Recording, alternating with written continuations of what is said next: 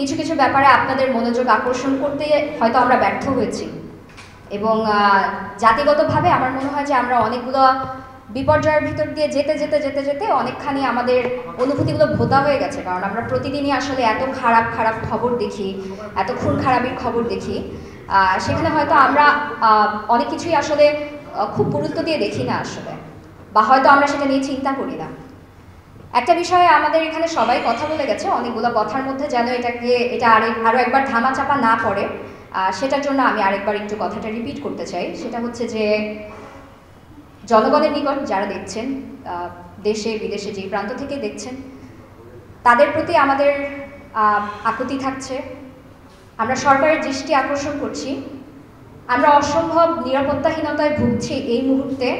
এই কথাগুলো আমরা আলাদা করে বলতে চাইনি, কিন্তু আমরা বলতে এখন বাধ্য হচ্ছি। এই গত 1 বছরের মধ্যে আমরা শুধুমাত্র আমাদের বাবার বিচার চাওয়ার জন্য, দেখেন এর আগে কিন্তু আমরা নিদারুণ কষ্ট ভোগ করেছি। আমাদের বাবাদেরকে যে নৃশংসভাবে হত্যা করা হয়, দেখেন প্রত্যেকটা মৃত্যুই খুব কষ্টকর মৃত্যু, যে যেভাবে মৃত্যুবরণ করে।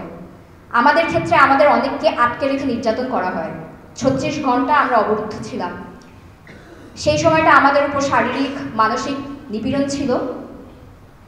সেই সময়টা আমরা প্রতি মুহূর্তেই আমরা ভাবছিলাম যে আমরা মারা যাব।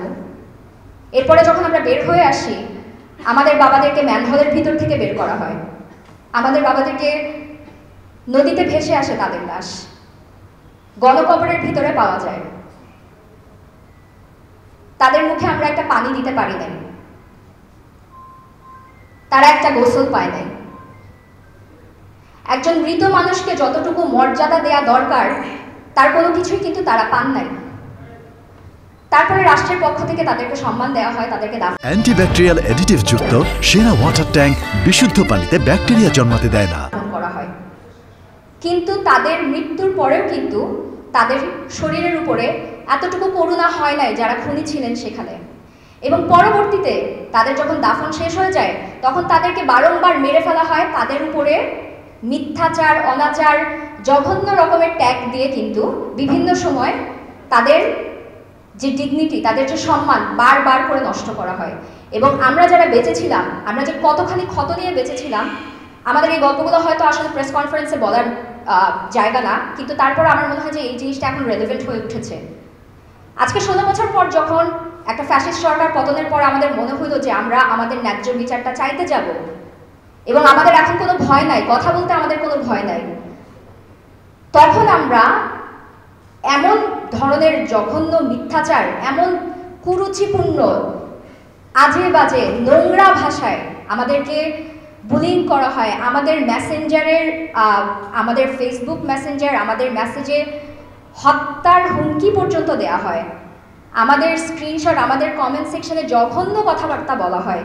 এবং আমরা যতটা না আমাদের উপরে নিয়ে নিয়েছি, এই যে 16টা বছর আমাদেরকে আমাদের মায়েরা যারা একা হাতে খুব অল্প সহযোগিতা পেয়েছেন, তারা যে কোনো জায়গা থেকে তারা নিজ হাতে আমাদেরকে যে এতদূর পর্যন্ত আনার যার কৃতিত্ব, যে যত কষ্ট ভোগ করে তারা এই পর্যন্ত এসছেন আমাদেরকে নিয়ে, এই যে মিথ্যাচার আর চরিত্র হননের চেষ্টা, এত নোংরা একটা রাজনীতি আমাদের দেশের, সেখান থেকে আমাদের বৃদ্ধ মারা, যাদের এখন বয়স হয়ে গেছে, যারা রিটায়ারমেন্টে চলে গেছে, তারাও কিন্তু এই জিনিসটা থেকে রেহাই পায় না। এবং এখানে এভাবে আসলে একটা ফ্যাসিস্ট সরকারের পতন হয়ে যাওয়ার পরে আমরা তখন নিরাপদ বোধ করতাম না কথা বলতে, আমরা তখন ভয় পেতাম, এখনও আমরা ভয় পাচ্ছি। এটা খুবই দুঃখজনক একটা ব্যাপার। আমি সবার কাছে বিনীত নিবেদন জানাচ্ছি, আমি আকুল আকুতি জানাচ্ছি, প্লিজ, আমরা সাক্ষী দিতে গিয়েও বাধার সম্মুখীন হয়েছি, সাক্ষী দেওয়ার কারণে পর্যন্ত আমাদেরকে এখনো হুমকি দেওয়া হচ্ছে। আপনারা দয়া করে আমাদের নিরাপত্তাটা নিশ্চিত করার জন্য যা করা প্রয়োজন, আমরা হাত জোর করে আপনাদের কাছে সেটি চাচ্ছি।